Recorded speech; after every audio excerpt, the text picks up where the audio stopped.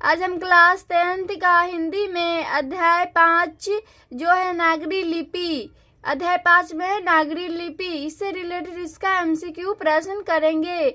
तो पहला प्रश्न है, गुणाकर मूल्य ने किस भारतीय लिपियों से देवनागरी लिपि का संबंध बताया है? तो इसमें ऑप्शन 4 दिया है। पहला है ब्राह्मणी लिपि, दूसरा है सिद्धम लिपि और सी है उपयुक्त दोनों और डी है इनमें से कोई नहीं। तो इसका आंसर राइट हो जाएगा ऑप्शन सी, ब्राह्मणी लिपि और सिद्धम लिपि दोनों हो जाएगा। तो ऑप्शन नंबर सी हो जाएगा राइट, उपयुक्त दोनों।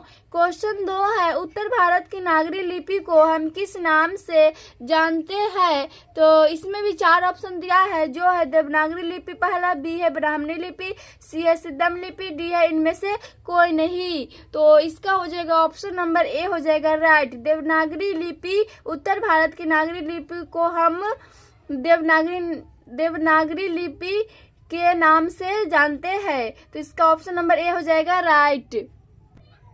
क्वेश्चन नंबर 3 है, महमूद गजनवी द्वारा चलाया गया सिक्का किस लिपि से लिखा गया है? तो इसका हो जाएगा ऑप्शन नंबर सी हो जाएगा, नागरी लिपि। नागरी लिपि है सो महमूद गजनवी द्वारा चलाया गया सिक्का नागरी लिपि से लिखा गया है। ऑप्शन नंबर सी हो जाएगा राइट।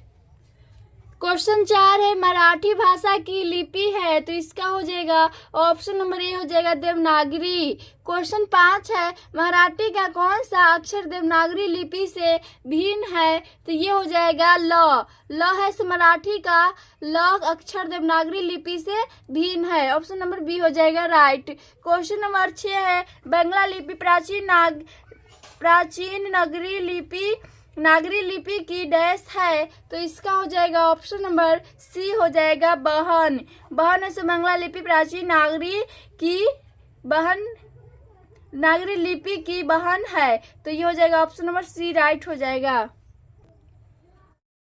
क्वेश्चन नंबर 7 है, माते खेट के राष्ट्रकूट तथा विजयनगर के शासकों के लेखक किस लिपि से प्राप्त हुए हैं? तो इसका हो जाएगा ऑप्शन नंबर ए हो जाएगा नंदी नागरी से माते खेट के राष्ट्रकूट तथा विजयनगर के शासकों के लेख ये है नंदी नागरी लिपि से प्राप्त हुए। तो ऑप्शन नंबर ए हो जाएगा राइट।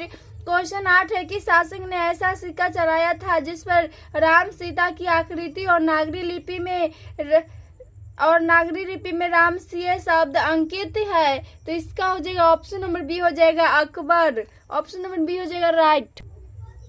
क्वेश्चन 9 है, मालवा में नागरी लिपि प्रयोग होता था, इसका उल्लेख किसने अपनी पुस्तक में किया है? तो ये हो जाएगा अलबेरोनी ने मालवा में नागरी लिपि का प्रयोग होता था, इसका उल्लेख अलबेरोनी अपनी पुस्तक में किया है। ऑप्शन नंबर ए हो जाएगा राइट। क्वेश्चन 10, राष्ट्रकूट शासक की नींव किसने डाली थी? तो इसका हो जाएगा ऑप्शन नंबर बी हो जाएगा, दंती दुर्ग ने राष्ट्रकूट शासन की नींव डाली थी। ऑप्शन नंबर बी हो जाएगा राइट। क्वेश्चन 11 है, भारतीय लिपियों की कहानी पुस्तक के रचयिता कौन है? तो इसका हो जाएगा ऑप्शन नंबर इसका डी हो जाएगा गुणाकर मूल्य है सो भारतीय लिपि की कहानी पुस्तक की रचयिता गुणाकर मूल्य है। तो ऑप्शन नंबर डी हो जाएगा राइट। क्वेश्चन 12 है, ईसा का 14वीं-15वीं सदी के विजयनगर के शासकों ने अपने लेखों की लिपि को कहा है? तो इसका हो जाएगा ऑप्शन नंबर ए हो जाएगा राइट, नंदी नागरी को ईसा का 14वीं-15वीं सदी के विजयनगर के शासकों ने अपने नंदी नागरी की लिपि को कहा है, ये लेख हो जाएगा। ऑप्शन नंबर ए हो जाएगा राइट। क्वेश्चन 13 है, 12वीं सदी के करेल के शासकों के सिक्कों पर दीर्घ जैसे शब्द डैश लिपि में अंकित है? तो इसका हो जाएगा ऑप्शन नंबर डी हो जाएगा देवनागरी। क्वेश्चन 14 है, हिंदी लिखी जाती है, तो हिंदी लिखी जाती है यह देवनागरी में होता है, देवनागरी लिपि में हिंदी लिखा जाता है। ऑप्शन नंबर ए हो जाएगा राइट। क्वेश्चन 15 है, बतमदान पत्र किस समय का है? तो इसका हो जाएगा ऑप्शन नंबर बी हो जाएगा 1020 ईस्वी। क्वेश्चन 16 है, नागरी लिपि के आरंभिक लेख हमें कहाँ से मिले हैं? तो इसका हो जाएगा ऑप्शन नंबर सी हो जाएगा दक्षिणी भारत से। क्वेश्चन 17 भारत इतिहास और संस्कृति नामक पुस्तक किनकी रचना है? तो इसका हो जाएगा ऑप्शन नंबर इसका ए हो जाएगा गुणाकर मूल्य है। भारत इतिहास और संस्कृति नामक पुस्तक गुणाकर मूल्य की रचना है। ऑप्शन नंबर ए हो जाएगा राइट। क्वेश्चन 18 सूर्य नामक पुस्तक किनकी रचना है? तो सूर्य नामक पुस्तक किनकी रचना है? तो ये इसका हो जाएगा गुणाकर मूल्य है सूर्य नामक पुस्तक की रचना। ऑप्शन नंबर सी हो जाएगा राइट। क्वेश्चन 19 है किस शासक का लेख नंदी नागरी में है? तो ये हो जाएगा ऑप्शन नंबर डी हो जाएगा, ये सभी हो जाएगा। पहला है मेवाड़ के गुहिल, दूसरा है बी है सांबर अजमेर के, सी ऑप्शन है कौनेज के गहरवाल। तो इसका ऑप्शन नंबर डी हो जाएगा सभी।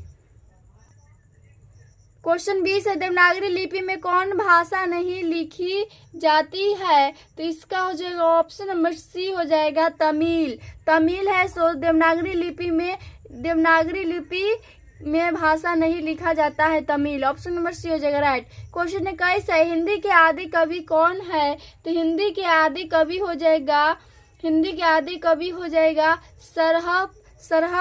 सरहपाद है हिंदी के आदि कवि। क्वेश्चन 22 है अमोघ वर्ष कौन था? इसमें पूछ रहा है अमोघ वर्ष कौन था? तो इसका हो जाएगा ऑप्शन नंबर बी राष्ट्रकूट राजा था अमोघ वर्ष। क्वेश्चन 23 है मिहिर भोज के ग्वालियर प्रसिद्ध किस भाषा में है? तो इसका हो जाएगा ऑप्शन नंबर बी हो जाएगा संस्कृत है। से मिहिर भोज के ग्वालियर प्रसिद्ध संस्कृत भाषा में है। ऑप्शन नंबर बी हो जाएगा राइट। क्वेश्चन 24 है देवनागरी लिपि में मुद्रण के टाइप कब बने? तो ये हो जाएगा इसका ऑप्शन नंबर ए हो जाएगा राइट। 2 सदी पहले देवनागरी लिपि में मुद्रण के टाइप बने थे। तो ऑप्शन नंबर ए हो जाएगा राइट। क्वेश्चन 25 है बेतमा कहाँ है? तो ये हो जाएगा इसका ऑप्शन नंबर इसका सी हो जाएगा इंदौर के पास है बेतमा।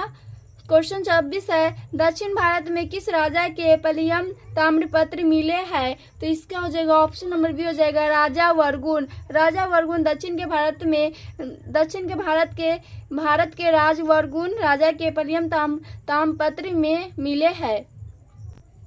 क्वेश्चन 27 है नागरी लिपि निबंध किस पुस्तक से लिया गया है? तो इसका हो जाएगा ऑप्शन नंबर सी हो जाएगा भारतीय लिपियों की कहानी से नागरी लिपि निबंध पुस्तक से लिया गया है। क्वेश्चन 28 आरंभिक हिंदी का साहित्य कब से मिलने लग जाता है? तो इसका हो जाएगा ऑप्शन नंबर ए हो जाएगा 8वीं से 9वीं सदी से। ऑप्शन नंबर ए हो जाएगा राइट। क्वेश्चन 29 है सिद्धम क्या है?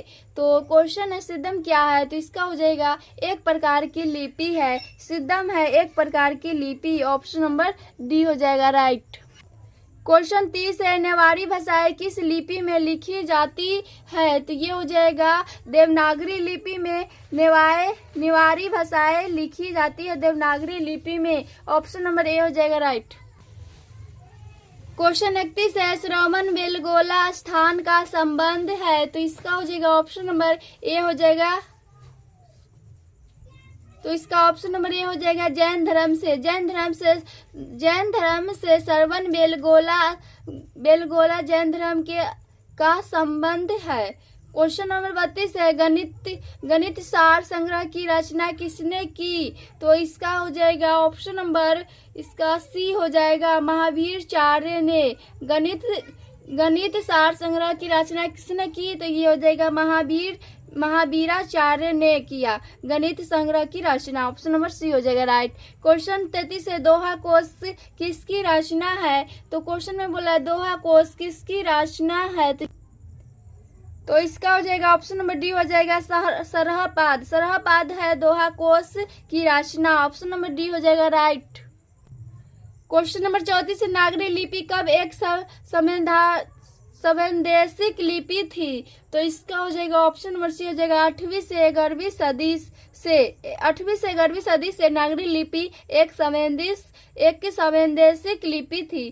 क्वेश्चन 35 है गुप्तों की राजधानी को क्या कहा जाता होगा? तो ये हो जाएगा ऑप्शन नंबर डी हो जाएगा देवनगर।